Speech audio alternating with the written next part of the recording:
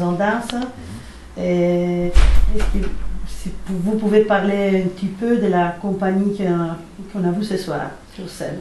Alors la compagnie Le Ballet Biarritz, que dirige Thierry Malandin depuis déjà quelques années, c'est une compagnie néoclassique et pour moi c'est l'une des, sinon la meilleure, compagnie néoclassique en France.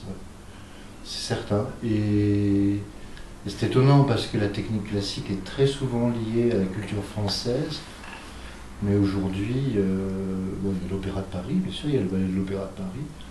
Mais sinon, c'est vraiment la plus créative, la plus créatrice, la plus pure en technique également. Bon, l'année passée, chez vous, j'ai eu l'occasion de voir en vif la chorégraphie de Sacré du Printemps, le Sacré du Printemps de M. Angelin Préjocage.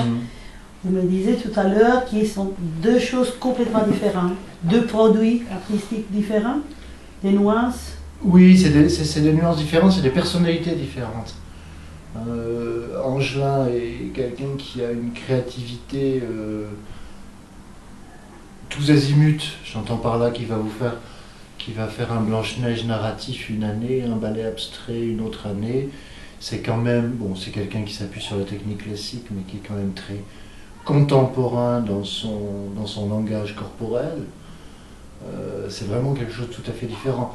Alors on peut recevoir ça très différemment, Préjocage, que Malandin. Malandin, je pense, a plus de poids dans son propos. C'est un propos extrêmement réfléchi, extrêmement épuré. Préjocage, c'est le feu. C'est le feu, c'est les tentatives, c'est les expériences. Certaines sont remarquables, d'autres parfois tombent un peu à côté, mais moi j'aime bien aussi les chorégraphes qui ne se répètent pas, qui se tentent.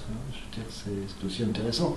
Après, on a eu un hommage au ballet russe de Malandin il y a quelques années, qui était une pure merveille, notamment avec un faune absolument extraordinaire que Thierry Malandin avait créé. Bon, alors, c'est difficile de comparer les chorégraphes, difficile pour moi. Ouais. Et vous voulez nous parler un petit peu du festival de cette année, les autres compagnies connues que vous avez invitées? Les compagnies et puis un petit peu l'esprit cette année, j'ai vraiment une interrogation sur la jeunesse en fait.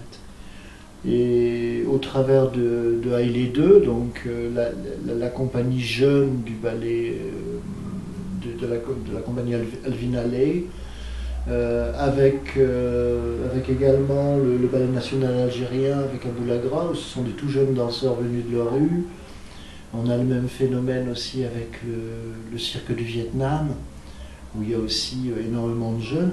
Et puis d'un autre côté, des artistes consacrés, souvent qui regardent leur carrière, qui regardent leur passé. Ça c'est le cas de Maria Pagès avec Auto Retrato, mais c'est aussi le cas de Sylvie Guillem, artiste consacrée qui regarde un petit peu d'où elle vient, qui regarde un petit peu, qui se confronte à un autre artiste consacré d'une autre culture. Donc il y a ces deux choses-là, et puis évidemment toujours la Vaison Danse, c'est une confrontation des cultures du monde, quoi. Je veux dire, que ce soit le Vietnam, que ce soit les États-Unis, que ce soit l'Espagne avec Maria Pagès, que ce soit ce Roméo-Juliette qui est quand même un ballet qui a été chorégraphié par tant de gens et qui là, Thierry Malandin a trouvé un regard neuf sur ce ballet qui normalement est purement narratif, et là n'est plus narratif, est symbolique et réduit à l'essence même de Roméo et Juliette. Donc tout ça, ce sont des choses qui m'intéressent. Comment des jeunes peuvent se confronter à des valeurs culturelles tout à fait reconnues, établies.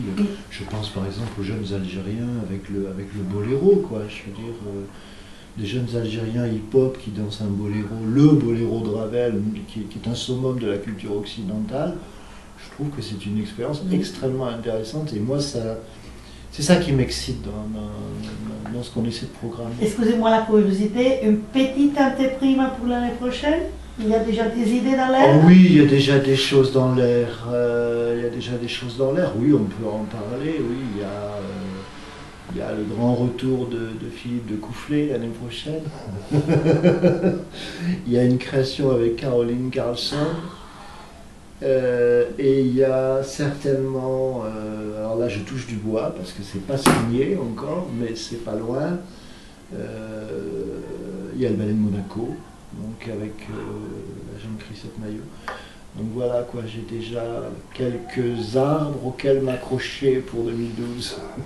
Bon, mon cher, je pense qu'on peut vraiment déclarer aux presses et on va le publier sur notre magazine, Dreamtime Web Magazine, que Vaison Danse, c'est un des plus beaux festivals pour la danse, moi je pense en Europe, pour la discrétion, la qualité des produits, la réception et l'attention à tous les détails. Moi je suis très contente d'être venue ce soir. Ben, c'est très gentil de me dire ça, mais c'est vrai que moi j'ai des équipes qui sont super. Nous on est, si vous voulez, c'est très curieux parce que on travaille avec un grand lieu qui est le Théâtre Antique. Donc on a tendance à nous classer dans les grands festivals. En fait, c'est pas vrai. La réalité du festival Vaison Danse, c'est une petite équipe artisanale. Et en fait, j'aime beaucoup dire qu'on est un petit festival qui joue dans la cour des grands. Mais c'est-à-dire qu'on a les qualités d'un petit festival familial, humain, à dimension humaine, et on a aussi la merveilleuse qualité du Théâtre Antique, qui est un lieu grandiose, magnifique, populaire. Et voilà, quoi, on joue sur ces deux tableaux-là. Et puis c'est vrai qu'avec un lieu pareil, moi ce qui m'intéresse, c'est de montrer la danse sous toutes ses formes, dans tous ses aspects, dans tout le culturel, humain, physique, langage universel par définition.